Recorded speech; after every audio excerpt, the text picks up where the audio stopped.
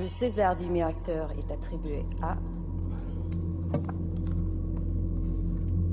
Here, he's been denied a part of Gracie's future. Kill your wife, Anna. I haven't harmed my wife or my daughter. I haven't harmed either. Cet homme qui supplie le public de l'aider à retrouver sa famille sera surnommé le monstre de Mornington. Découvrez comment il a commis l'irréparable de la plus horrible des manières. Aujourd'hui, la triste histoire d'Anna et Gracie Sharp.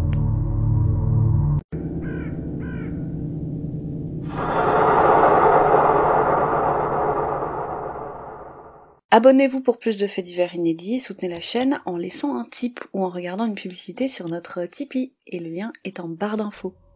John Sharp a 38 ans et sa femme Anna Marie Kemp, 41 ans. Ils habitent dans la ville de Mornington, en Australie, avec leur fille Gracie, de 20 mois.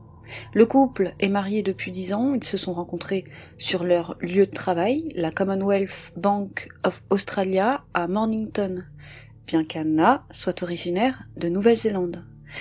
Et c'est le coup de foudre. Alors, ils se marient moins d'1 an après leur rencontre, mais le frère d'Anna dira plus tard qu'après leur lune de miel, elle s'était confiée à sa mère et lui avait dit qu'elle pensait avoir fait une erreur.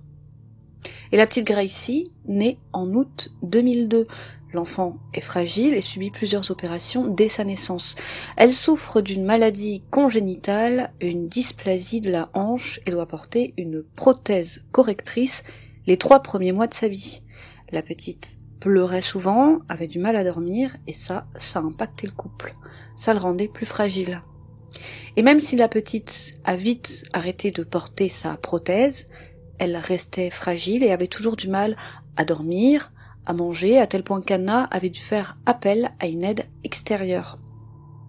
1 an après la naissance de Gracie, en 2003, John Sharp se rend dans un magasin de sport local et y achète un fusil harpon de haute puissance. Pourtant, il n'a pas d'attrait particulier pour la pêche sous-marine, mais ça ne l'empêche pas de s'entraîner régulièrement à tirer dans l'arrière-cour de la maison pour se familiariser avec son maniement. La même année, en novembre 2003, Anna tombe enceinte. Gracie, à ce moment-là, a 15 mois. Quand John l'apprend, il est sous le choc. Il est furieux, il ne s'y attendait pas. Et c'est déjà difficile avec Gracie, il ne veut pas d'un autre enfant. Mais il ne le dit pas à sa femme, il donne le change, mais il bout intérieurement. Et il commence à développer de la rancœur envers sa femme et le bébé à naître. 4 mois plus tard, le couple se rend à une fête familiale et personne ne remarque rien d'anormal. Rien ne laissait prédire ce qui allait se passer 2 jours plus tard. Le lendemain, ce sera la dernière interaction connue d'Anna avec l'extérieur. Elle a contacté son assurance santé pour faire ajouter à la couverture maladie le bébé à naître. Et 2 jours plus tard, le soir du 23 mars, les époux se disputent. La dispute est violente, on ne connaît pas le motif exact, mais ce que l'on sait, c'est qu'Anna finit par s'endormir. John en profite pour aller au garage, récupérer son fusil harpon. Il retourne dans la chambre, s'approche lentement d'Anna, place le harpon à quelques centimètres de sa tempe gauche et tire. Mais problème, Anna respire toujours, alors sans hésiter, il tire une 2e fois dans sa tête et un 2e harpon vient se loger dans sa tête, la tuant, cette fois, sur le coup. Elle était enceinte de 5 mois. Il recouvre alors le corps de serviettes, puis part tranquillement se coucher sur le canapé-lit du salon. Le lendemain matin, John remonte dans la chambre conjugale et essaye de retirer les flèches de la tête d'Anna sans y arriver. Il ne réussit à retirer que les tiges en bois. Le reste incrusté dans la tête de la malheureuse. Et à côté de ça, il fait comme si de rien n'était. Il amène la petite Gracie à la crèche, il prévient les employés que sa femme l'a quitté, qu'elle est partie avec un autre homme, mais qu'elle viendra tout de même récupérer Gracie plus tard dans la journée. Plus tard encore, un technicien qui devait intervenir au domicile arrive, John lui ment sans difficulté, puis en fin d'après-midi, il récupère la petite à la crèche et feint de ne pas comprendre pourquoi Anna n'est pas venue. Puis, il est urgent de faire disparaître le corps d'Anna. Alors il fait avec les moyens du bord, il creuse un trou peu profond dans le jardin et y met le corps sans vie d'Anna. Quelques jours plus tard, John retourne au magasin de sport où il avait acheté le fusil harpon accompagné de la petite Gracie. et il y achète un autre harpon. Le 27 mai 2004, il met sa fille au lit, puis va dans le salon et boit plusieurs verres de whisky coca pour, comme il le dira plus tard, engourdir ses sens. Puis, comme il avait fait pour Anna, il se dirige vers le garage, il récupère le fusil harpon, puis va dans la chambre de Gracie. La petite dort paisiblement et il lui tire un harpon en pleine tête. La petite se réveille, hurle de douleur, elle est loin d'être morte, elle hurle avec cette lance accrochée à sa tête, la pauvre enfant ne doit rien comprendre. John a encore raté son coup, et il n'avait pas prévu ça. Il n'avait acheté qu'un seul harpon, alors il retourne dans la chambre où étaient entreposées les 2 tiges qui avaient servi à tuer Anna, il les prend, et retourne voir Gracie, qui est terrifiée, et lui tire les 2 tiges, toujours en pleine tête. Mais la petite Gracie ne meurt toujours pas. Elle continue de hurler de douleur, de pleurer. Alors, John, détail horrible, retire l'un des harpons qui était resté logé dans sa tête, le réarme, puis tire à nouveau. Et avec ce 4e tir, cette fois, la petite Gracie succombe à ses blessures. Elle est morte. Et elle n'avait pas encore 2 ans. John s'en va dormir, puis retourne le lendemain retirer les lances de la tête de Gracie, place son corps dans un sac poubelle, puis dans une bâche. Puis, il s'en va jeter son corps à la station de transfert des ordures de Mornington. Il n'oublie pas d'y jeter également le fusil harpon ainsi que quelques vêtements et jouets de Gracie. Il passe 2 jours, comme si de rien n'était. Il se rend le 27 mars 2004 à une quincaillerie. Il y achète un rouleau adhésif, 2 bâches, ainsi qu'une tronçonneuse électrique. Il retourne chez lui, déterre sa femme, qui portait encore, rappelons-le, l'enfant à naître, découpe le corps en 3 morceaux à l'aide de la tronçonneuse, enroule les morceaux dans une bâche et retourne à la station de transfert des ordures de Mornington pour les jeter ainsi que la tronçonneuse. Et maintenant qu'il s'est débarrassé des corps, comme un Xavier Dupont de Ligonnès, il décide de brouiller les pistes et envoie des emails à sa belle famille, dont un email au frère d'Anna, afin que personne ne s'inquiète de l'absence d'Anna et Gracie. Dans l'email envoyé au frère, il s'y fait passer pour Anna.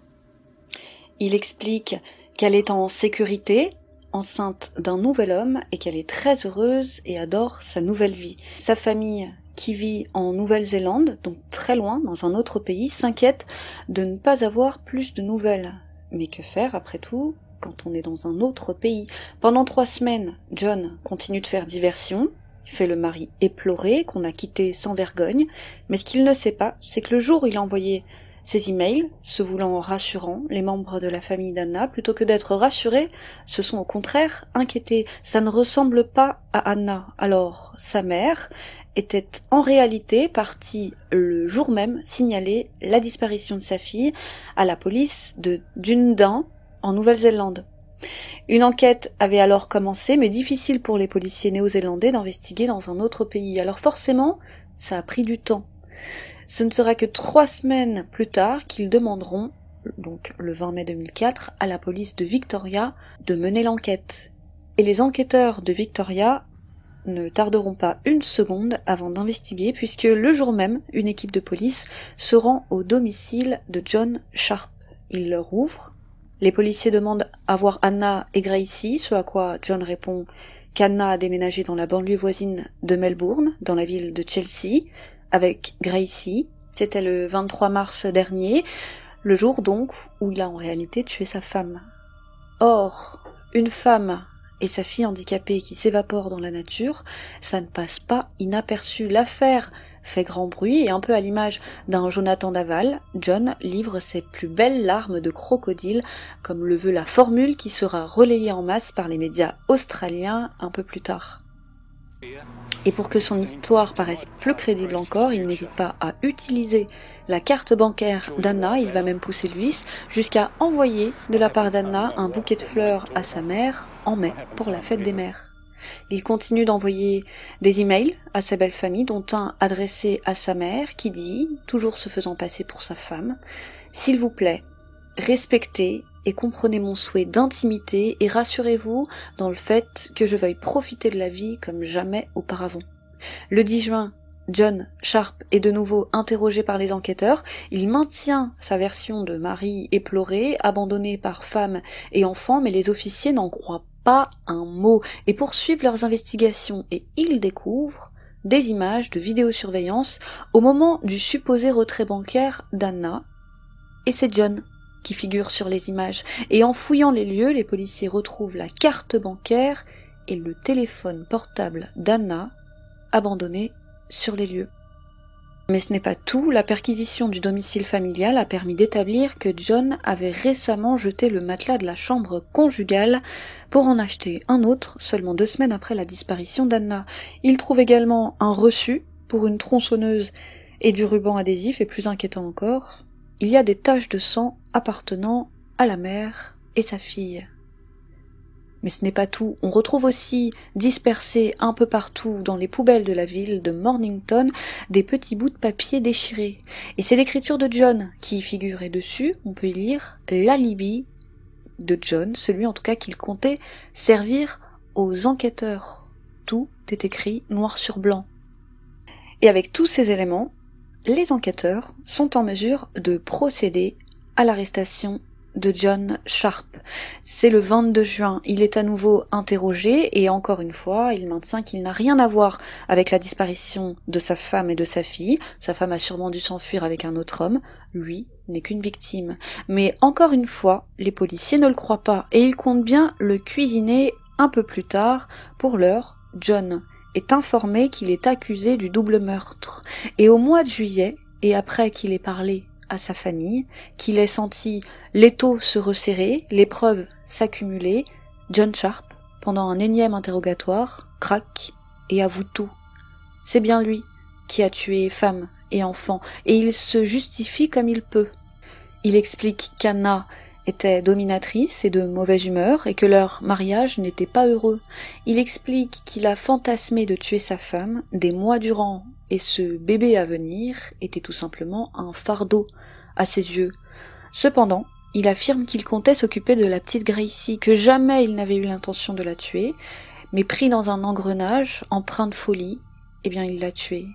Mais ça ne l'empêchera pas de dire plus tard qu'après tout, je cite, « l'enfant appartient à la mère », comme pour se dédouaner de la charge parentale. Mais sa belle famille n'y croit pas une seconde et va même plus loin. Ce qu'il pense, c'est que John a tué Anna parce qu'elle aurait découvert qu'il abusait de Gracie. Et cette révélation intervient alors que des lettres familiales sont révélées et elles indiquent que John Sharp avait déjà, par le passé, abusé de plusieurs petites filles de son entourage, tant amical que familial, et ce, durant 2 décennies. L'une de ces petites victimes avait même, à l'âge adulte, confronté John. Il l'avait agressée pendant 2 ans et avait même forcé un autre enfant à la molester alors qu'il regardait, et pour toute réponse, John lui aurait dit qu'elle n'était, je cite, qu'une sale qu'il méritait. Après que John ait informé les policiers de ce qu'il avait fait des corps, ils ont entrepris les fouilles de la décharge qui est immense, et il faudra 3 semaines aux enquêteurs pour retrouver Anna et Gracie. La famille pourra au moins les inhumer, et les dépouilles iront en Nouvelle-Zélande où elles seront enterrées à Dunedin et sous le nom de jeune fille d'Anna Kemp.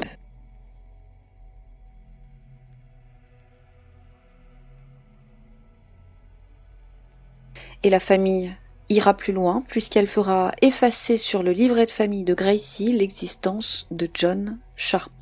Il sera modifié et il sera dorénavant indiqué qu'elle est née de père inconnu. John Sharp sera condamné après avoir plaidé coupable de meurtre le 5 août 2005 à 2 peines de prison à perpétuité consécutive. Et cette histoire, justement, a fait tellement de bruit, a tellement horrifié la population, après tout comment un père peut-il tuer son enfant et d'une manière aussi cruelle, que John sera surnommé le monstre de Mornington. Et comme il a fait l'objet de nombreuses menaces de mort de la part de ses codétenus, il bénéficie d'une détention dite préventive. Comme il est considéré comme en danger, risquant à tout moment une agression des autres prisonniers, il est placé dans une section de la prison hautement sécurisée, donc pour sa propre sécurité. C'est tout pour aujourd'hui, merci de nous avoir suivis. N'hésitez pas à laisser un pouce bleu, à nous dire ce que vous en avez pensé. Merci d'ailleurs pour tous vos commentaires.